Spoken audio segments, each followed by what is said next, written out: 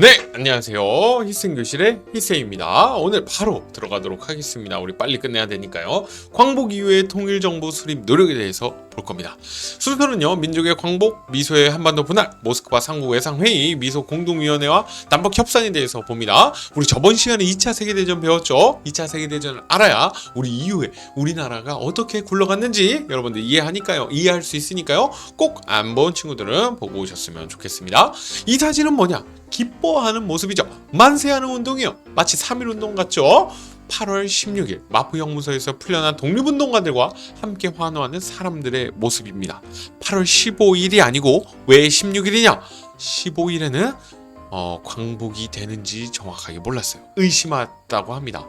진짜 되는 거 맞아? 이런 느낌이죠. 근데 16일 날 확실하게 깨닫고 사람들이 기뻐하는 모습이죠. 민족의 광복입니다. 과연 이 광복이 많은 사람들에게 어떤 의미였을지 한번 고민해보면 좋을 것 같아요. 광복의 배경이요. 여러 가지가 있어요. 일단 가장 직접적인 원인이죠. 2차 세계대전에서 일본이 패망하게 됩니다. 원자폭탄 2방에 의해서 일본이 무조건 항복하죠. 우리 저번 시간에 배웠어요. 그리고 역시 우리 민족의 꾸준한 독립운동을 빼놓을 수가 없죠. 많은 독립운동가들이 독립운동을 꾸준히 해주셨잖아요. 그리고 연합국이 전쟁이 끝나기 전 독립을 지지했습니다. 그 대표적인 선언이 카이로 선언이고요. 또 포츠담 선언이라는 것들이 있습니다. 미국, 영국, 중국, 소련 이런 국가들이 모여가지고요. 우리나라를 독립시켜야 된다라는 걸 선언했었습니다. 그리고요. 자주 독립국가 건설 노력을 위해서요. 국내와 국외에서 열심히 노력합니다. 대표적으로 우리 대한민국 임시정부가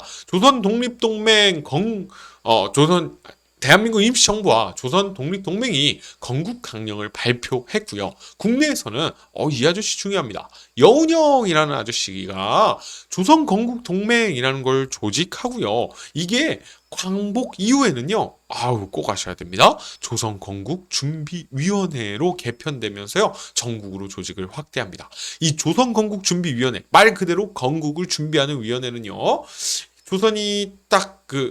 그러니까 대한민국이 생기기 전에 광복이 딱 되고 나서 이 불안했던 치안을 담당했던 기구다라고 보시면 돼요. 이제 이 미소의 한반도 분할에 대해서 볼 건데요. 38도선이 어떻게 나눠지게 됐냐? 일본의 무장해제를 명목으로요. 북이 38도선 위도죠? 38도선을 경계로 남쪽에는 미국, 북쪽에는 소련군이 주둔하게 되죠. 여러분들이 이거는 익히 알고 있습니다. 그러면 왜 이게 됐냐? 여러분들 한번 생각을 해보시면 재밌습니다. 미국이 먼저 제안하게 돼요. 미국이 38도선을 자르자고 얘기를 합니다. 왜 그럴까요? 수업 시간에 얘기합니다. 꼭 기대하고 오세요. 두 번째, 사회 혼란입니다. 이념과 성격을 달리하는 각종 정당과 사회단체가 다수 성립돼요. 여러 단체들이 만들어진다는 게 사회 혼란인가? 라는 건 선생님은 좀 물음표예요. 교과서에서 이렇게 표현했지만 왜 이게 혼란이지? 여러 단체가 생기면 그만큼 역동성이 있고 좋은 거 아닌가? 라는 선생님의 생각이지만 어찌됐든 사회가 혼란하다고도 평가를 합니다. 너무 많은 단체들이 생겼으니까요. 모스크바 상국 외상회의입니다. 이게 뭐냐? 미국, 영국, 소련이 외무장관, 그러니까 지금으로 따지면 외교부 장관을 모스크바에 모여가지고요. 이 한반도를 어떻게 할지 논의를 하게 돼요. 이 한반도를 바로 독립시켜야 되나? 어떻게 해야 되나? 막 이런 걸 논의하게 돼요. 그 결정사항이 이 세 가지인데요. 여러분들 기억하시면 좋을 것 같아요. 한반도에 민주적인 임시정부를 수립하자. 이거는 누구도 부정할 수 없는 좋은 이야기죠. 민주적인 임시정부를 수립하자. 그리고 최대 5년간의 신탁통치를 실시하자. 너무 중요한 내용입니다. 신탁통치라는 건 대신 통치해주는 겁니다. 대신 통치해주는 거예요. 이 강대국들이 우리나라가 한 번에 나라가 생겨서 잘 운영될 수 없다고 생각해서 이거를 대신 통치하면서 나라가 운영되는 걸 배우고 가르쳐주는 이런 느낌이라고 보시면 돼요. 근데 우리나라 국민들은 이걸 식민지의 연장으로 받아들였다라는 게 문제가 되겠죠. 그리고 세 번째, 임시정부 구성을 위해 미소공동위원회를 설치합니다. 미국과 소련이 공동으로 임시정부 구성을 위해 노력하라는 의미로 이걸 설치하게 돼요. 이 소식이 우리 국내에 전해지자 우리 민족의 반응은 어마어마합니다. 좌우 대립이 극심화돼요. 좌익은요, 초기에 반대했습니다. 우익은 역시 반대했습니다. 좌익은 초기에 반대하였으나 회의 결정 지지로 입장을 바꾸게 되고요. 우익은 신탁 통치 반대 운동을 적극적으로 전개해야 돼요. 그래서 좌익을 찬탁이라고 부르고 우익을 반탁이라고 부르기도 합니다. 이 기사는요, 모스크바 상공 외상회의를 보다는 동아일보의 기사입니다. 여기 한자를 읽어보면요, 소련은 신탁 통치 주장이라고 써있고요. 여기 보면 미국은 즉시 독립을 주장했다라고 이야기를 해요. 이건 어마어마한 오보였습니다. 오보예요. 반대거든요.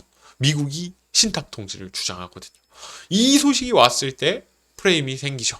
소련 나쁜 놈, 미국 좋은 놈 이라고 생기고요. 신탁 통치에 대해서 엄청나게 부정적인 여론이 전국적으로 들끓게 돼요. 그래서 좌익도 처음에 반탁을 했지만요, 나중에는 제대로 된 기사를 보고 또 소련의 지령을 받고 해서 찬탁으로 돌아서게 되고, 이제 이쪽 우익 진영은요 계속해서 반탁 운동을 전개하게 돼서요, 좌우 대립이 극심화됩니다. 이 미소 공동위원회와 남북 협상에 대해서 보겠습니다. 첫 번째, 이 신탁 통치 결정이 아니고 모스크바 상공 외상회의 결정에 따라서 미소 공동위원회가 열리는데요. 정부 수립 협의 단체 자격 문제로 미소 대립이 생겨서요, 결국엔 결렬되게 돼요. 이게 뭔 소리냐?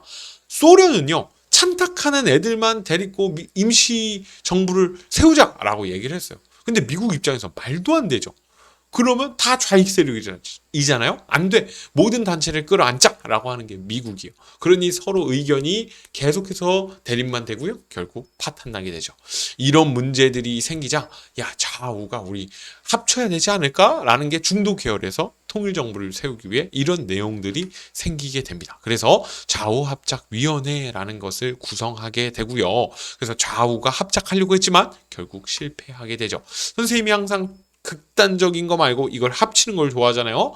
근데 이 좌우합작이 왜 결렬되게 되냐? 풍자만합니다. 극우와 극좌가 양쪽에서 중도 계층을 끌어당기고 있죠. 성공하기 너무 어려운 이야기입니다. 이러한 상황에서 좌우합작위원회도 결렬되죠. 그리고 2차 미소 공동위원회가 다시 열리게 되는데요. 이거 역시 똑같은 맥락으로 결렬되게 돼요. 그러자 이 한반도 문제를 어떡하냐? 미국이 국제연합에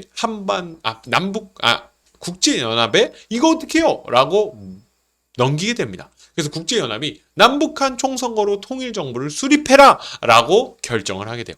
하지만 북한과 소련은 이거에 대해서 반대합니다. 유엔의 선거인단이 우리나라에 들어왔어요. 그리고 이제 북한으로 넘어가려고 했지만 북한에서 거부하게 되죠. 그래서 이거 다시 어떡하냐 하고서 유엔 소총회에 넘겨요. 유엔의 조그만 총회죠. 여기에 넘기니까 그러면 선거 가능한 지역에서만 해라 라고 해요. 그 말은 남한만의 단독정부, 북한만의 단독정부를 수립하라는 이야기입니다. 그거에 대해서 너무도 싫어했던 사람들이 많죠. 그래서 남북협상이 펼쳐지게 되는데요.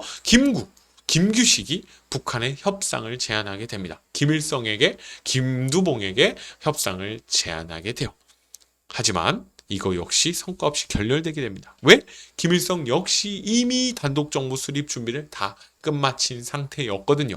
어떻게 보면 김구와 김규식을 이용했다라고 볼 수도 있겠죠. 그러한 비판을 받습니다. 김구 선생이 북한으로 넘어가기 전에 찍은 사진이죠. 김구 선생은 어마어마한 3천만 동포에게 읍고함이라는 글을 쓰면서 북한으로 넘어갑니다. 그 글에 대해서는 수업 시간에 또 이야기를 할 거예요. 남한만의 단독선거 반대 움직임이 있었습니다. 당연히 단독선거에 대해서 반대하겠죠. 그 대표적인 사건이 제주 4.3 사건이에요. 제주도에서 남한만의 단독선거에 반대하는 좌익 세력과 이를 진압하려는 군대 경찰들이 충돌합니다. 문제는 그냥 이것만 충돌했으면 상관이 없는데 이 과정에서 죄 없는 많은 주민들이 희생되게 되죠. 민간인들이 희생되게 됩니다. 이게 큰 문제가 돼요. 이거에 대해서 선생님이 게임으로도 이야기를 하겠습니다. 그리고 수업 시간에 또 이야기를 하겠습니다. 이 제주 4.3 사건을 진압하기 위해 국군 14연대가 여기를 파견하라고 했어요. 근데 여수 순천 19 사건은 이 명령을 거부하고 반란을 일으키게 됩니다. 이거 역시 진압하는데 진압 과정에서 많은 민간인들이 또 희생당하게 돼요. 이러한 일들이 있었습니다. 이런 남과 북이 갈라지는 데는 정말 다양한 이유가 있을 텐데 왜 분단되었을까요? 여러분들의 생각을 논리적으로 댓글에 써주면 좋을 것 같습니다. 이렇게 선생님 남과 북이 갈라지게 된 이야기를 했습니다. 여러분들에 대해서 어떨지, 그리고 수업은 어떨지, 어떤 느낌일지 여러분들이 기대하는 마음으로 수업에 오셨으면 좋겠어요. 그럼 고생 많았습니다. 안녕.